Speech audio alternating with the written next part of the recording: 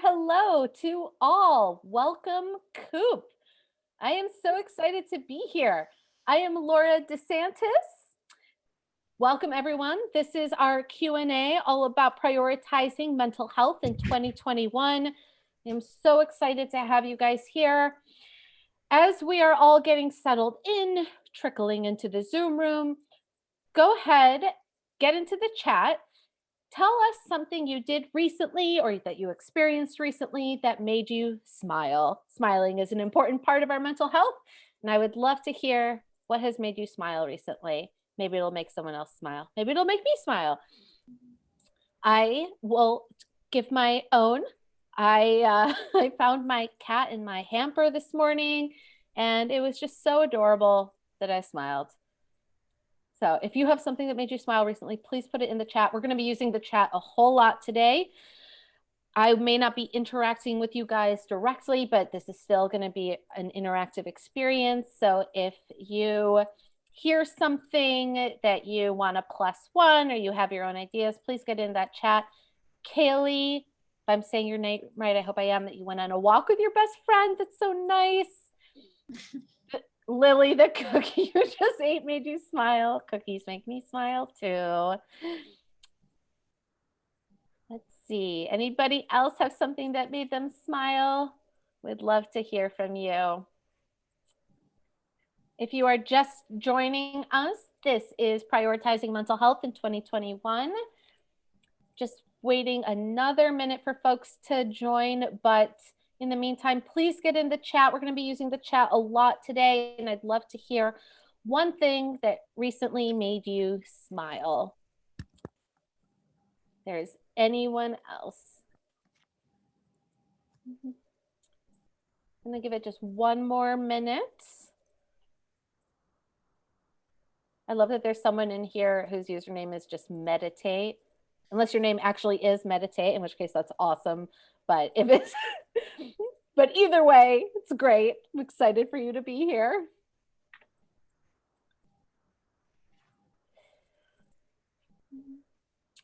Give it until 2:03, but in the meantime, get in that chat, say hi.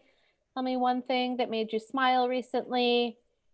For me, it was my cat this morning. He was being silly in my laundry hamper. It was very cute. All right, it's 2:03. So in the interest of getting started on time, let's jump in. I am Laura DeSantis. I am your host today. I am a staff therapist for COA, and I have a private practice in San Francisco. It's all virtual right now. I specialize in anxiety, panic disorders, and trauma. We're going to be touching on a couple of those things today. And I am joined today by Ms. Lily Wang. Lily, introduce yourself. Hi, everyone. It's great to be here. I'm the community manager at COA, and today I'm here to moderate. So that means I will be reading the questions that came in and will be shown on the slides, and also fielding any additional questions you have. So we have about 5 to 10 minutes allocated at the end to answer any live questions from the chat. You can feel free to just drop them into the chat directly, or you can also private message them to me. Excited to be here. Thank you so much, Lily. Okay, so this Q&A is brought to you by COA. If you don't know us already, COA is the first gym for all things mental health. We strongly, strongly believe that mental and emotional fitness are just as important as physical fitness. We are offering classes in our virtual studio right now, just like this one. And we are going to go live soon with a series of classes in the coming weeks that I'll talk more about later, all about emotional fitness. We also offer individual therapy. We have an amazing matching service. This is a really, really unique thing where if you're looking for therapy, you can talk to a real human who will help you find a good fit. It's a really special thing that COA does. I'm thrilled to be a part of it. COA is grounded in community. It's just easier and more effective to have great emotional fitness if you're doing it alongside people with similar goals and values. Couple of guidelines for today. So we are recording the Q&A for internal purposes, I believe, Lily, but we are not recording the chat because we want it to stay confidential. So we do ask people to share ideas and resources, but we also ask that you keep other people's shares confidential. Basically, what happens in the Zoom stays in the Zoom. And lastly, we are all about the chat. Please use the chat, even though I know that a lot of folks don't have their cameras on and I may not be able to interact with you directly. We still want this to be an interactive experience. So +1 things you like, share your thoughts.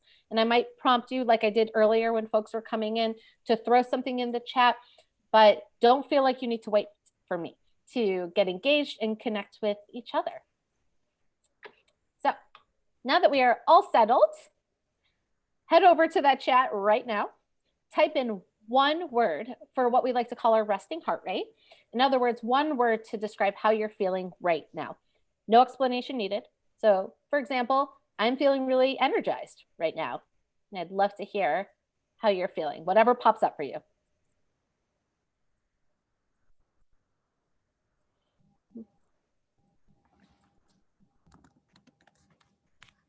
Calm, thank you. Curious, thanks, Lily.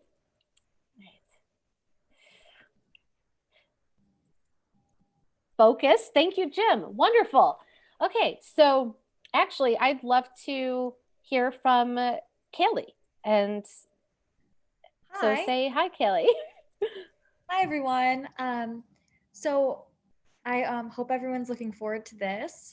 Just make sure that if you're here, you're engaging as much as you can so we can get the most out of the situation and get all of the questions you might have and areas of focus you might want covered, addressed. And that'll make it the most successful. So thanks for joining. And Keely, can you confirm how to pronounce your name? Oh, yes, please. I know. Yeah, Calais. Calais. Oh, I'm so sorry. I should have asked before. I just assumed. Apologies for that. Don't worry, it happens every time. Don't worry. Well, thank you so much for having us. We're excited to be here. And yes, please, I'd love for you guys to stay engaged. I know it's really easy to get distracted on these Zoom calls or checking your email and stuff, but I think that there's a lot here that could be really awesome. And I'd love to hear from you. So yeah, please use that chat, stay engaged. All right, so we did our resting heart rate. Now, in a moment, I'm going to have a poll pop up on your screen. Answers are totally anonymous, so we won't see who responds. But I want to check in with y'all and ask, what do you do right now to work on your mental health? Is it going to therapy, meditation or spiritual practices, socializing, taking care of your physical health, a little bit of everything, or nothing that you can think of? Let's see, 6 of 11 folks have voted. Let's see if we can get the other 5 of you. Sorry, it took me a moment. 9 of 11. Okay, come on, 2 more. All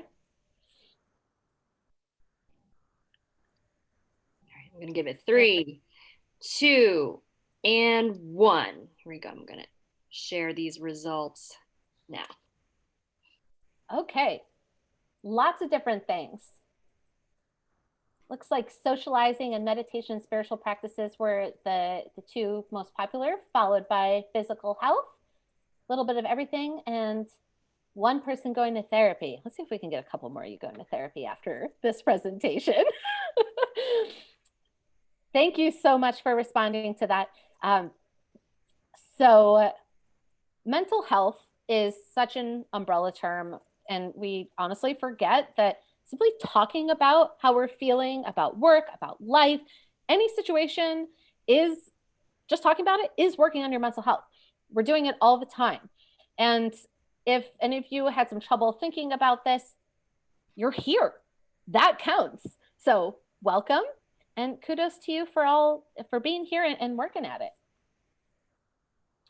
So some themes for today's questions. We got a number of questions submitted. I will be answering some of them specifically. Some of them may be answered in similar questions. So just keep an ear out for what you were hoping to have answered. Maybe it'll be under a different question that comes in. All right, so let's dive in. Lily, what is our first question? Great place to get us started. How do you build a mental health regimen? Yes, that is the perfect place to start. So before we get into the hows of this, I want to acknowledge that we're always going to have work to do. And we also don't have to wait for something to feel off or wrong to get help. We could all benefit from mental health routines, regardless of where we are in life, and we all deserve to get support. So before we build a regimen, it's important that we ask ourselves what it is we actually want to work on, and therefore we can decide what to prioritize. So some questions to help us think through this. First, what do you want more of? We have to be realistic about this. We have to think about things that are within our control. Second, what are you actually willing to do? Working on our mental health, like I said, it's an ongoing process. It's a lifelong process, and we do have to remember that it takes work. Are you willing to put yourself out there, change up your routine, to challenge yourself?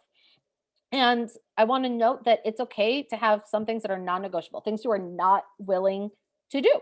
So, for example, I am literally never going to get up at 5 a.m. and go running. Some people do that. Awesome. Good for them. I am not one of those people. That is okay. That's one of my non-negotiables. And then last question, what is getting in your way of you taking care of your mental health? Are there other things you're prioritizing instead? What are the obstacles? There can be internal obstacles and external obstacles. So an external obstacle is something that's not necessarily within our control. That might be the number of hours in a day. It's 24. That's all we got. It might be the fact that you work full time or that you have kids. These are external obstacles.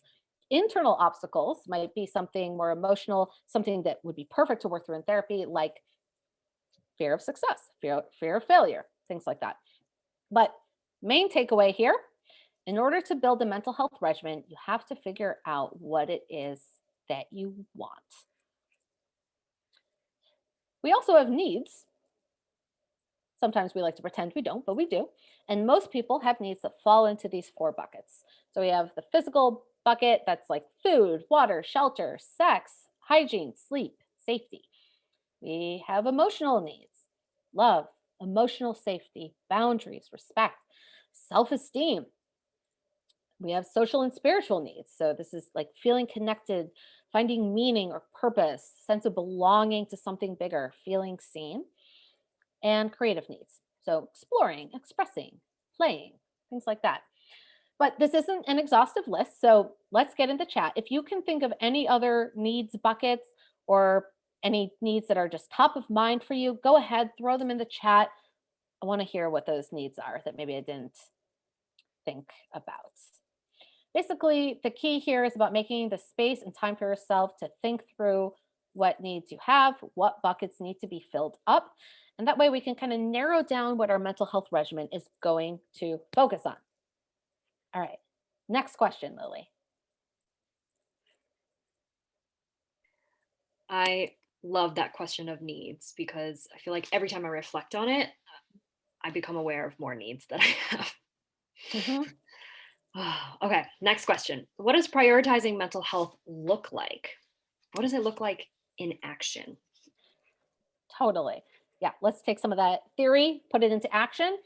Generally speaking, it is about making sure we carve out time and energy to do what we need to do to take care of ourselves, like attending to those 4 buckets or however many buckets. So, first, take care of your body. Physical health, whatever that means to you, there is no blanket uh, look for health. So, whatever that looks like to you, that is crucial to our mental health. So, eating foods that make you feel good in your body, moving our bodies, getting quality sleep, drinking enough water. Basic health and hygiene can do wonders for our mental health. And basically, it sets a strong foundation so that we can do some of the emotional stuff. If that foundation is shaky, like we're not eating well, or we're not sleeping well, we're dehydrated, we're going to have a real shaky foundation. It's going to be hard to build anything on top of that. So, just quick examples, noticing when and where you might be experiencing pain and tending to that, going to a doctor when something feels off, or letting your body rest when it's tired. Next, take care of your mind. We can start by just learning about ourselves, noticing our patterns, our strengths, areas for growth, how we move in the world. But taking care of our minds is a bit more complicated than just learning. So I'm going to do a deeper dive on this with more actionable steps in a bit. Next, it is important to establish a routine for yourself. Having routines keeps us more consistent with our healthy habits. It can be a good container, good structure, which can be extremely helpful in prioritizing ourselves. And Calais, freedom found in structure. Yes, absolutely. So true.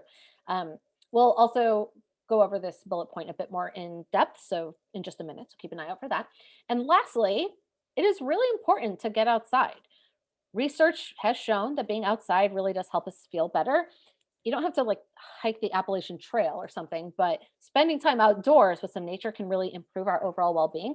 Not to mention the benefits of getting some vitamin D from the sun. Most Americans do have a vitamin D deficiency.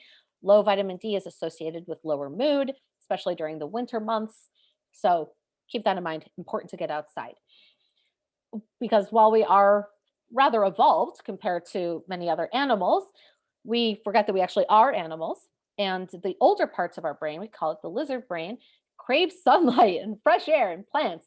So we still have some of those basic animal needs that haven't gone away. So get in that chat again. Of these 4 things, I'd love to know which of these do you want to do more of? I know personally I could use maybe a little stronger of a routine, and setting up this presentation was a good reminder of that for me. All right, next question, Lily. I'm with you there, Laura. I think I was like, always got my routine down. I'm like, no, I have to adapt it. It's not working again. So actually setting regular times to actually check in on my routine and adapt it as needed. Next question. What daily things, big or small, can someone do to prioritize their mental health? Yes, great question. So we've kind of already tackled what it might look like to take care of your body. So I want to dive into what it might look like to take care of your mind. So first, it's a 2-part process. First part is practicing self-compassion. I want a +1 in the chat if you are your own worst critic. We tend to be. That's a pretty strong pattern. So give a +1 in the chat if you are your own worst critic. Oh, Lily, plus 100,000. Oh my goodness. Yeah, lots of +1s here. Totally relate to that. For whatever reason, we often equate being nice to ourselves with like getting lazy or being arrogant or not holding ourselves accountable, but it's just really not the case. So if you think, for example, about your friends and you encourage them, you do nice things for them, do they just get lazy and suddenly stop doing things and being less motivated? Generally not. They thrive when they're supported. And we're just like everyone else. So the rules apply to us too. So how can we practice self-compassion? So the first one is positive self-talk. Highlight to yourself when you do something well, or identify and remind yourself of your positive qualities. This may have to be like a purposeful thing you do if it doesn't come naturally, but it is really helpful. So, for example, a couple of years ago, I had a colleague who told me that every time I get down on myself, which was happening kind of a lot in those days, I should tell myself that I'm dope. Okay. I was like, yeah, all right, lady. But then I started to do it and I just loved it. And I started to believe it. And I felt so much better in those moments where I was like, oh, I suck. And then I was like, no, I'm dope. It's great. So this is about basically doing our best not to judge ourselves harshly or call ourselves names. But changing that internal monologue takes a lot of time and practice. We need to practice noticing and naming when we are being mean to ourselves and make an active effort to reframe the thought. So, example, I hear a lot of people say, like, oh, I'm such a failure. A reframe of that could be this thing I'm doing is hard and I need some more time and support to get it right. Those 2 things are vastly different. I'm a failure is like an umbrella statement about your identity. versus this is hard and I need some more time and support. That is a growth mindset and it's more accurate. When you say I'm a failure, it's just, it simply cannot be true because if you made breakfast that morning, you didn't fail at making breakfast. So it's simply inaccurate. Be more specific and intentional with your words makes it more likely that you're going to want to keep going. So shame and guilt, not great motivators of human behavior. We are left feeling demoralized, ashamed, we blame ourselves, and then we're less likely to try again. And then we really do fail. So it's kind of self-defeating. If we can be kind to ourselves, we might regain our strength, might get some more self-esteem to give it all another shot. So get in the chat again. Has being shamed, either by someone else or by yourself, ever actually worked to motivate you? And if you're about to say yes, I would encourage you to think about whether that actually worked long term or if there were maybe some negative consequences to that.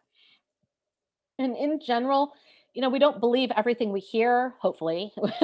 We definitely shouldn't believe everything we read on the internet. So you don't have to believe every single thought that comes up. Right. So last point here, practicing self-compassion can also be about giving ourselves permission to feel instead of keeping it all in. So permission to skip out on an obligation, permission to sleep in or watch TV for a couple of hours or all day sometimes, permission to be ourselves, permission to be imperfect. But being kind to ourselves does not mean let's just let ourselves off the hook. We'll never hold ourselves accountable, just do what we want. So this brings us to the second component, challenging ourselves. So this is making sure that while I'm doing my best to be kind, I'm not always going to be comfortable. So you're working towards a better, healthier version of you, ourselves, in ways that may not always be fun. So this is where mental health gets a little less less fun for folks. But challenging ourselves can look like a number of things. So the first is to try new things, new form of exercise, trying a new mindfulness exercise or meditation, a new self-care strategy, even if you aren't totally sure it's going to help or that you'll like them. You really will not know until you try. And trying new things broadens our lens and allows us to grow. And remember that this is not always about enjoying it. I don't always enjoy exercising and I sure don't always love journaling, but I feel good after a workout. And I know that writing things down helps me process tough feelings. So you might not love the new thing. It may not always be easy, but if it benefits you, it might be worth trying a few more times. Alternatively, you may have to try it a few more times to see if it benefits you. Second way to challenge ourselves is to confront your stuff. So this means going to therapy, identifying patterns in relationships, your own role in problematic relationships. That's one of the hardest things, to face the things we don't like about ourselves, challenging negative thoughts, learning how to ask for help, being vulnerable. And lastly, being comfortable with being uncomfortable. Usually new things are not comfortable. That's because we're not used to them yet.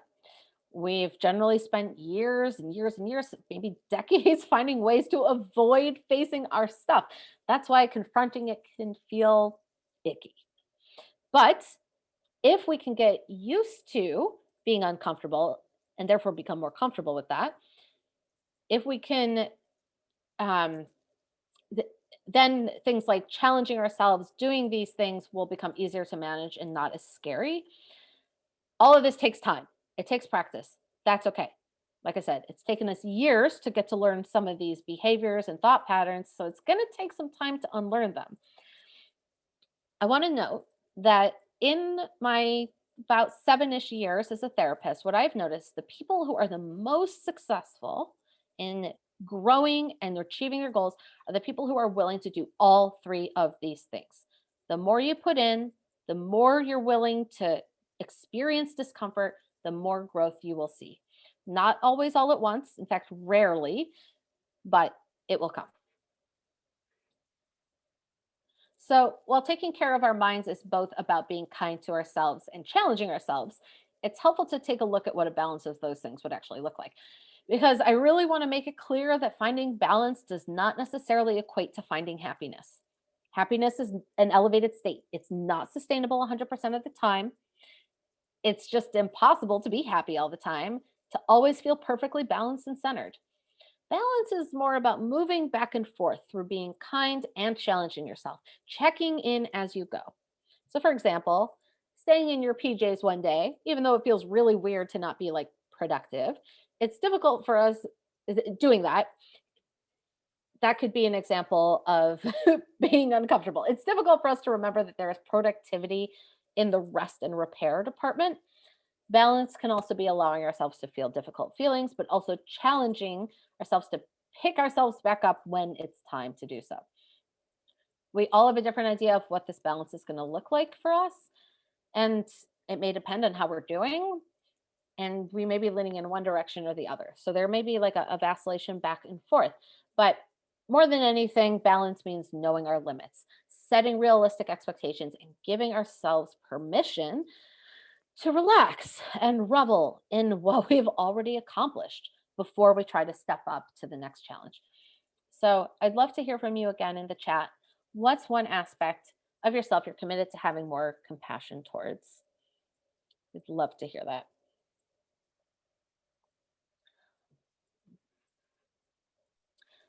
And I love this that I found a few weeks ago. If you're struggling with how to talk kindly to yourself and you're an animal lover, you know how to talk kindly to, to creatures. It's things like, "Hi, sweet girl. Oh my goodness, you're so chubby and cute. Do you want a treat? Do you want a nap?" Like these are, I mean, you can adjust your tone, but talk to yourself the way you would talk to someone else or something else that you really love, like dogs or cats. All right, next question. Ooh, I'm like still thinking about that compassion question. That's like a real, there's so many parts that require compassion. But one at a time, one at a time. Yes. All right. What are the components of a good routine? Great question. First, though, if you have any ideas on what has been successful for you in creating routine, please throw those in the chat because I have some ideas, but you have a lot to learn from each other too. So, yeah, get in that chat. Tell me what is something you have found to be successful when creating a routine. The ideas that I came up with are these 4 steps. So, we got some answers coming in. I want to read them. Setting realistic expectations, starting small. Oh, Liz, that's the first one. Starting small. Lily, morning meditation. Okay, let's start with Liz's point. Starting small. This means like really small. You're not going to go from a couch every day to suddenly running 4 times a week at 6 in the morning. It's just, you're setting yourself up for failure. Please don't do that. So maybe instead, you take a 10-minute walk 2 times a week. Or maybe it's like taking 5 minutes in the beginning or end of your day to write down good things that happened. Adding things to your routine doesn't need to take up too much time or a lot of effort because then they're going to be really hard to keep up. Step 2, plan ahead. Do you feel most energized in the morning, or are you more of a night person? Are you more likely to challenge yourself on a weekday with like maybe some momentum going from work, or is it easier during the weekends? Do you want a buddy? Do you want to do things solo? So gather as much information as you can about when and how things work best for you. And this is going to help you figure out when and where to add different things to your routine. Invest in a planner you're excited to use if you're like a pen and paper person, or start like using your Google Calendar, your iCal, color code. I'm such a color coder. I know a lot of people are. Maybe set some alarms or notifications to remind yourself to prioritize these new things that you want to work on. Next, reflect on the process. Notice how you've grown. A great way to do this is to journal. It's therapeutic in the moment, and it also gives you an opportunity to look back and think, gosh, I've really grown. That thing that was really hard or painful isn't hard or painful anymore, or at least less so. And if journaling isn't your thing and it's really not for everyone, and that's fine, this is part of being realistic, then you can set a reminder for a weekly check in with yourself. How am I feeling right now, inside and outside, so physically, emotionally? Is this routine still working for me? How do I feel about it? Is there anything I want to do to modify? Because you can start by planning ahead with the information you have, but when you actually start the routine, you're going to get even more information and you can incorporate that. This is not like a one step thing where we create the routine and then it is done. And if we don't do it, then that means we failed. No, we need to modify it. So that's the last step, adjusting. How many of us have created goals, New Year's resolutions that we just don't stick to? Doesn't matter why, but I'm sure that you have. I certainly have. And often, instead of being kind to ourselves, we just beat ourselves up for failing. We're not meeting expectations. But the thing is that we don't have to fit into a resolution. Our resolution should be fitted to us. And another point is that maybe the goals you're committing to are actually a way of avoiding taking care of your mental health. Sometimes, it's easier to do things like just dive into work like 60 hours a week, or focus on our physical appearance. Like if I lose X number of pounds, I'll feel better. That's false. That's not, you're not going to feel, if you have deeper emotional things going on, throwing yourselves into one thing is just a cover. It's not going to be lasting. So what we want, what we need, and what we might be able to handle right now, those things are not always going to align. But find what works for you and adjust it to fit your needs. I got a specific question about setting up a routine if you have kids. And I mean, no doubt about it, kids are demanding. Animals, if you have them, are also demanding, especially a dog. So validate that for sure. But it's also not sustainable to only tend to them and not to yourself. So you can use the principles I just talked about, the starting small, planning ahead, and adjusting. Not like the person who wrote this meme was like, I'm going to wake up before all the kids and clean the house and go for a run and cook healthy food and spend time alone drinking coffee. Like, that's a lot. And maybe you can work towards those things.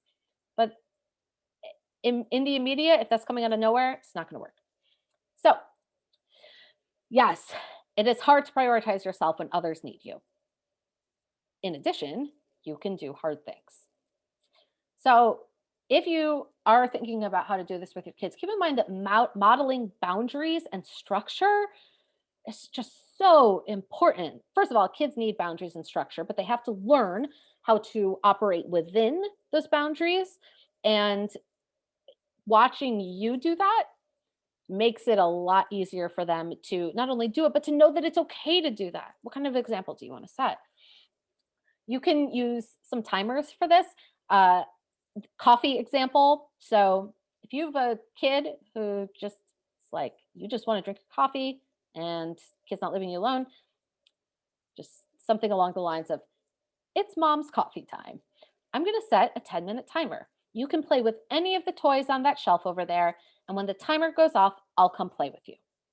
And I'll touch on how that may not go according to plan initially. But this also teaches distress tolerance and patience by prioritizing your needs. So they're going to most likely, unless you have just an angel of a convenient child, they're probably going to not love this the first time. So how do you model distress tolerance? I see you're really upset that I want to drink my coffee alone. I get upset too when I want something and I can't get it. I'll come play with you when the timer goes off.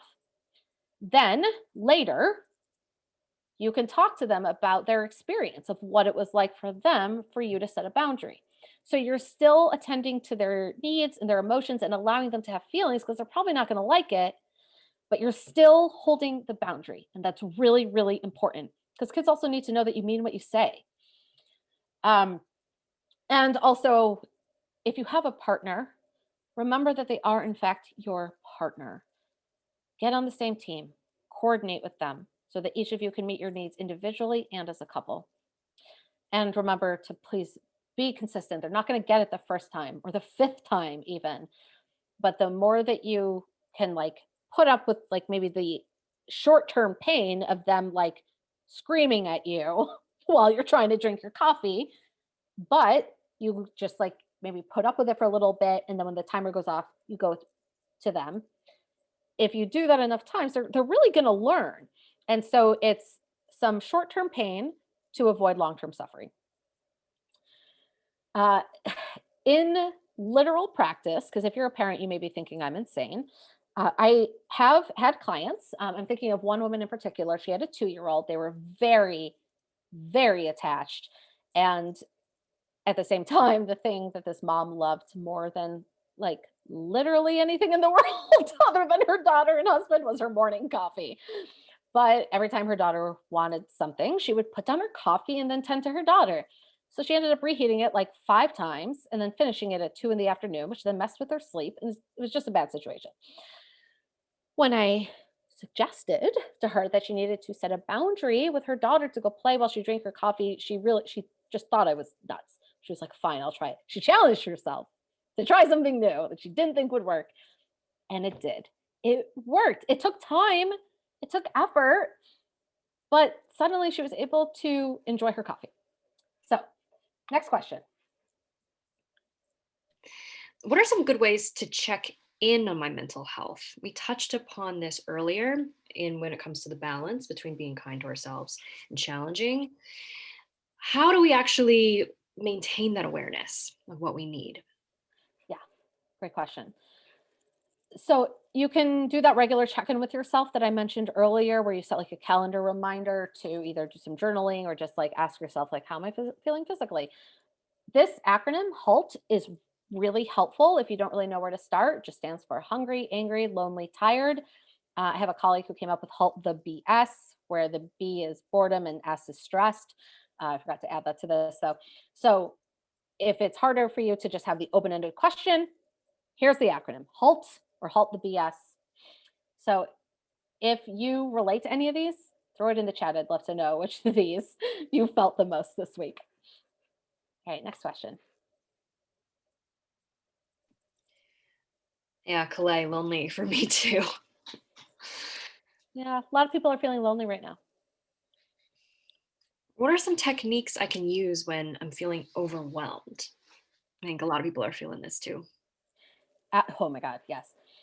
And keep in mind that dealing with feelings of overwhelm is not something that we're born with. We have to have it modeled for us and taught to us, and many of us are not until later. So here are some ideas. Don't get down on yourself if you're struggling. It's normal. So first, notice the feeling, validate it, and don't push it away.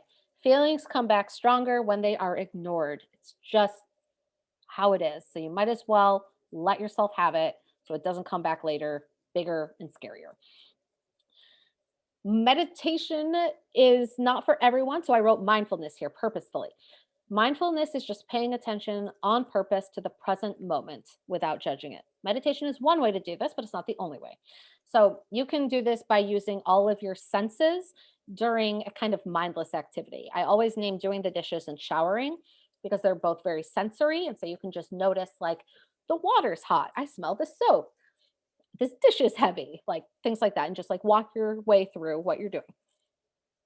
You can also ground yourself with like strong scents like peppermint or tea tree oil. It's great grounding, interesting textures or tastes. Chocolate is both. It has a great, obviously, it tastes amazing. And then also has a really cool texture. You can kind of mindfully eat the chocolate and have it like melt on your tongue and see how that feels. You're just paying attention on purpose. You're not making any judgments like, oh, I feel so bad for eating this chocolate. Like, no judgments, just noticing. So basically, whatever helps you get out of your head, back into your body, focusing on sensations can be incredibly grounding. And that's all mindfulness really is. Breathing. This doesn't have to be super deep or super slow. It can even be best if you just return to your normal breath rate. So next time you're sitting in front of the TV, you're reading, just notice what your general pace of breathing is so that when you're in distress, you can try and return to that. You can start with a gentle sigh, like a letting go of, huh, after that, automatically your next breath is going to be really good. And build a toolbox, even better with a therapist. And remind yourself, this too shall pass. Even the biggest feelings pass. And you can tolerate that. You can be comfortable with being uncomfortable.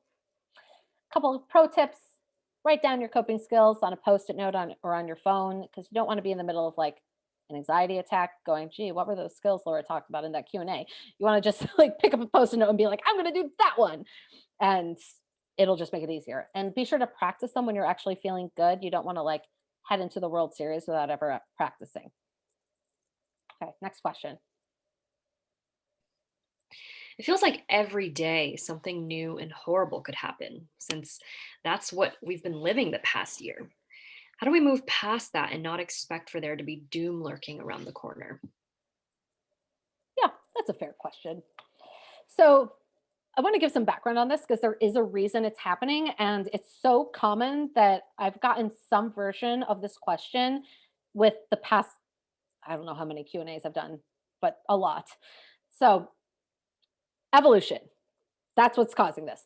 Our brains are constantly working to evaluate our surroundings. So we just know how to act at any given time. And after a while, our brains just get to know the norms of our life, and then it knows how to respond, doesn't have to work as hard. But when things suddenly shift, our brains will shift too. It needs to figure out the new situation. And from an evolutionary perspective, this is a survival mechanism. So like, pay attention, your survival might be threatened. Great example of this is if you have a roommate, they get home at 6 o'clock every single day, you hear the door at around 6 or 6:15, you're not going to panic and wonder what's happening. You know it's them. But if you hear the door at 4 a.m. and your roommate never gets home at 4 a.m., you might freak. Be like, whoa, what is that? That's your brain scanning for new information. So when things keep changing, this can cause anxiety. And as we all know, the past, I guess, 11 months at this point, it's just been nothing but constant, sudden, unpredictable change. So it's natural that our brains are going to respond with some anxiety. It wants to maintain or regain control, establish safety. So our brains are working extra hard. So it doesn't really matter if sometimes we're getting some good news. Our brains don't really differentiate between good and bad uncertainty. And we're just so used to getting bad news that like a piece of good news isn't necessarily going to override that. And that's intermittent reinforcement. Also, baseline, we are living a collective trauma. So I'm a therapist that specializes in trauma, and I generally define that as any event that has a long-term negative impact on us. It's something that is perceived by our brain as threatening. It can be physically, emotionally, spiritually, any kind of threat. So what's been threatened this past year? Well, our physical well-being due to COVID, physical well-being if we're part of certain religious or racial groups in this country. It's not just that our brains are scanning to know how to respond, and then it has an answer and everything's good to go. Now we're safe. It's an ongoing trauma, so our brains are generally going to continue to think we're in danger. That's what happens with trauma. Our brains continue that scanning process as a means of survival. So in more extreme circumstances, we see this with like PTSD. You know, a vet comes back from war, they hear a car backfire, it triggers them, it reminds them of the trauma, and they have a flashback because their brain is on high alert for something that reminds them of the trauma. It's survival. In circumstances like living through political turmoil and a pandemic, it can look like just not trusting good news or waiting for the other shoe to drop. So if you already have a trauma history, this process is going to be even harder. It's more triggering because of everything together. So please be gentle with yourself. I encourage everyone, if you have feelings about this, especially if you have a past trauma history, to get into therapy, work through some of this. You don't have to do it alone. And radical acceptance. This is like my favorite thing to talk about. So radical acceptance is just when you stop fighting reality completely and totally, because reality is as it is. The facts are the facts, even if we don't like them. Pain cannot be avoided. It's nature's way of signaling something's wrong. But rejecting reality turns that inevitable pain into suffering, which is optional. And change first requires acceptance. So in the context of uncertainty, radical acceptance means knowing we cannot predict the future, and that by trying to do so in order to counter our anxiety is not going to work and is only going to cause further suffering. So we must accept the nature of our uncertain lives. This is hard, by the way. I don't expect you to just like go and do this. It's a skill. It must be practiced. All right. So how can we do this? Again, notice, validate, don't push the feelings away. That's exactly what I said before. And as I noted, anxiety thrives off of uncertainty. So that's why when we're anxious, we might ask a lot of what if questions.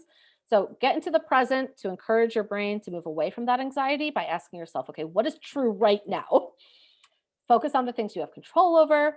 You're not ignoring reality, but just creating some of that balance. And try to find something to look forward to. It's hard to do this right now, but there are always smaller things that you can look forward to, even if it's just a hike. So yeah, next question. How do we train ourselves to better focus on work when there's so many distractions? Yes, a lot of people are struggling with that right now, including myself. So not only are we struggling with focusing on work at home, but we're also focusing on the inverse, focusing on non-work, or rather, when we're not working, we're thinking about work. When we're working, we're thinking about non-work things because there aren't any boundaries anymore. So we need to make our own boundaries. What were the boundaries before COVID? Things like morning alarms, leaving at a certain time, going from a home of some kind to an office of some kind generally, arriving to work at a certain time, leaving at a certain time. So two main themes here, time delineation and physical space delineation. So we need to create those for ourselves. How? First, create a commute. So this means like you wake up at the same time every day and you create some kind of break in between your alarm going off or your child screaming at you, whatever it is, and then sitting down in front of your computer. So this means that you're not responding to work emails while you're in bed. God knows I should remember to do that. Create an office environment. This is the physical space delineation. I live in San Francisco. I don't know where you guys are at, but I know here the apartments can be really small. Even if you have a studio, challenge yourself to come up with a way to create that separation. It really is not impossible. Get a small table off Craigslist or a desk, and that's where you do your work. Please do not do your work in bed. It confuses your brain about whether or not you're supposed to be working or sleeping later on when you're actually trying to go to sleep. Stop working at a certain time. Like, really, stop.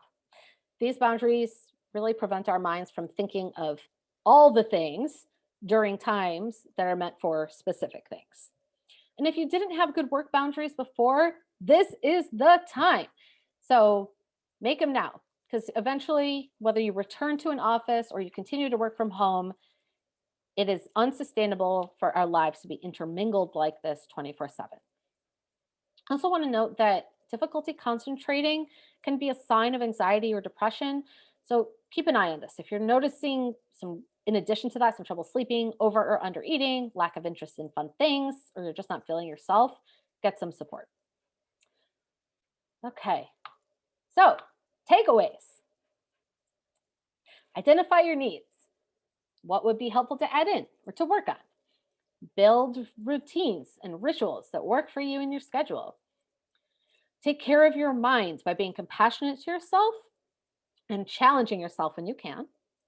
Remembering your toolkits to help you manage big feelings and utilize resources. We're going to send out some resources after this.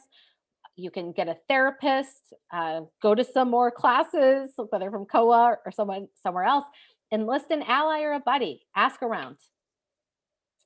And that's what we have for the first portion. So I think we have our live Q&A next.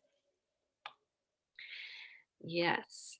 So if anybody has additional questions or want to follow up on something that Laura covered, feel free to private message them to me, those questions. I'm going to start with some questions that we have received.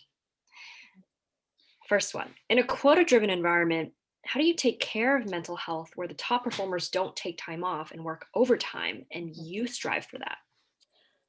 Absolutely. Yes. So first, some radical acceptance of you may not be able to change the whole culture of the company, but it might not always be advantageous to change yourself to match the culture either. It could be worth finding a teammate or an ally that feels similarly, because if you're feeling that way, chances are someone else is too. And companies often say that they love feedback. So it could be helpful to bring it up in a one on one or some kind of review. Ask about the company culture, expectations, identify what you're seeing and feeling. And if your company prides itself on wellness and work-life balance, and I love that Koa was invited to Coop, um, then do as they say and not as they do. And what I mean by that is like taking your vacation time seriously, logging off at 6 or whatever a reasonable time, and setting up boundaries like they say they want you to do. And just because other people don't know how to do that doesn't mean that you will be seen as worse or lesser. That's that's a story that you're telling yourself. We all have stories that we tell ourselves that are often not necessarily true. That's why they're stories. So it's important to find ways to take care of ourselves in the in between, like whether that's an extra long lunch one day or calling in sick because you could use a mental health day, maybe even naming that you need a mental health day, because that'll make it easier for other people to feel like they can take a break too. Absolutely. And plus one to the story piece. I find that reminding Yes. myself of that always helps a lot. Hmm. Next question. What kind of signs to look out for when you're struggling with mental health? What are some of those, flags? Yes. Oh my God. I love this question. It's so common things to ask yourself. Are you feeling less like yourself? Like just something feels off. Um, Things you used to enjoy aren't as enjoyable anymore. You're finding it hard to take care of like those really basic physical needs, that bucket, like sleep, food, getting up and getting dressed, um, or just that feeling of something is off. Pay attention to that, please. You know yourself better than anyone else ever will. So if you are just something is just not feeling right, trust yourself. So just to note also that these are like really, really common things to be happening, particularly during a global pandemic. And also, like I said, I think at the very beginning, just because, um, or even if you're not feeling bad, that doesn't mean that you shouldn't get support or help. But you could maybe just get a boost or do work preventatively. But if you are feeling off, it doesn't mean that you have to be afraid of it. It's important to notice it and make a commitment to maybe get some help, whether that's just telling someone how you're feeling, finding a therapist, and just working towards it one day at a time. But again, you don't need to feel horrible to get support. We, every single one of us deserves mental health support, no matter where we are. But trust yourself. I think that's the TLDR here. Trust yourself. If something feels off, something's probably off. Absolutely. I want to plus one that we know ourselves better than Mhm. anyone. What are some ways managers can help and encourage employees to prioritize their mental health in 2021? Yes, managers, you totally can do this. So the first one is to be a role model. When you stay late and don't take time off, your employees are going to feel like that's the standard. So make it obvious that you are prioritizing your mental health. And when when you do that, employees will be able to look to you to know what they can do, what they should be doing, things like that. And second, make time to connect with one another. So um, L&D courses, bringing Koa to work, offsite time. Well, I mean, maybe post pandemic, do some offsite fun things. So help your reports take a break by making it part of the team building. And third, normalize mental health practices. So encouraging work life balance, implementing a PTO minimum. I've seen this done in a lot of companies, and it really, it makes a difference. People are like, oh, I like have to take time off, fine. But then like they realize it's amazing and you should take time off. Um, Company-wide mental health days would be great too, especially when things happen in politics or in the world. It's in January 6th, it was really hard for a lot of us to focus. I personally really struggled, and I feel like I have a pretty good handle on my mental health, and it sucked. So just keep in mind that things in the world really affect people even when they're supposed to be working. So check in on each other, encourage each other to take care, be kind, and your employees or reports will really appreciate that. Yes. This question I love as well. Are there any good podcasts or journal prompts that you recommend to start your day on a good note? Okay, this is really embarrassing. I hate podcasts, but I I think I'm like literally the only person. So I don't have podcast recommendations, but I'm sure that they are out there. And I'm really sorry that I can't answer that. But journaling, I can help you with that. Um, so to you said to get the day started right. Is that okay? Yes, to Um, start the day on a good note. right. Um, so maybe let's see. On maybe in the morning, it's like one hope you have for the day, a goal you have for the day, um, something good that happened the day before. So you're not just working like theoretically of what you want from the day. I think it's good then you're working towards something, but also to acknowledge something that happened the day before to kind of like boost you a little bit. Um, there's a book called The Artist's Way. So if anybody is an artist, that's a great book. Lily, do you know that book? Really? I'm rereading it for the second time right now.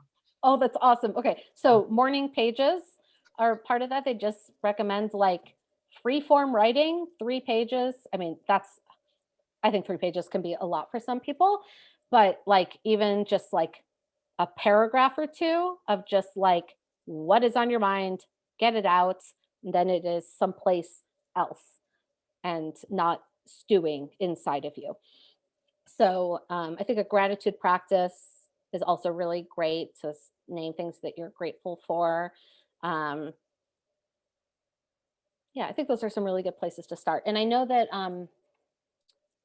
Day One, which is my favorite journaling app, does include writing prompts specifically that you can work from as well. But I'm really sorry I don't have podcast recommendations. So I hope you find something. I personally love On Being with Krista Tippett and Philosophize This, but I know philosophy is not for everyone. So Mm. I'll put that out there. Thank you. All right. So we have to come to a close. Okay. So we're going to end where we began. Just resting heart rate. Go ahead and enter into the chat just one word to describe how you're feeling. If it hasn't changed, no problem at all. It'll just give us a sense of where we're at right now. I'm feeling a little more tired. We talked for an hour, but still energized. Mellow, hopeful, and eager. 2 words is okay. No worries. Thankful. Oh, good. Okay. I have a couple of other things for us to do. So the first is I mentioned this at the beginning, but super exciting. Applications are now open for our emotional fitness series. So this is going to be 8 weeks long, and each week you're going to learn one of COA's emotional fitness skills. You're going to be with a small group of like-minded folks. You're going to really learn those skills, how to deepen your mental health. And we have 2 options. One is for just everyday mental health, and the other one is for leadership. And you can apply using the link that Lily just put in the chat. Thank you, Lily. In addition, you can also sign up for our finding a therapist, if you'd like, through COA by filling out our matching survey. This is just California right now, but it's going to be coming to New York soon. So exciting. And we always have more classes coming up. Always, always, always. So Lily's going to put a link to those classes in the chat as well. Katie, the name of the app was Day One. Okay, and finally, your feedback is so important to us. We're always working on our own emotional fitness, and that includes curiosity is one of the traits, and that means like being open to feedback. So we really want to make sure that we're making experiences that are meaningful to you, helpful to you. So please take 90 seconds, fill out the survey that Lily just put in the chat. We all read every single comment that comes in. We take it to heart, and it would just mean so much if you could fill that out. And thank you. Thank you so much. I hope to see you again. Go to joincoa.com for our newsletter. Go on Instagram at joincoa for our awesome emotional fitness tips, upcoming classes. Lily runs that too, so you get more Lily if you follow us on Instagram. But thank you so much. Thank you, Coop. Thank you, Calais. Just so happy to be here. I hope you found it helpful. Thank you so much. Thank you so much for your time and advice and help. Of course, happy to be here. Our pleasure. Yeah. Oh, and well, I was going to say if everybody wants to see each other on camera, but I think most people's cameras are off, so never mind. But all good. We will let you get back to your days. Thank you so much. Katie's still here. I just put the link to the Day One app that Laura mentioned as well, so you can check that out. Thank you. Thanks so much. Thank you. Bye. Bye. Bye, everyone.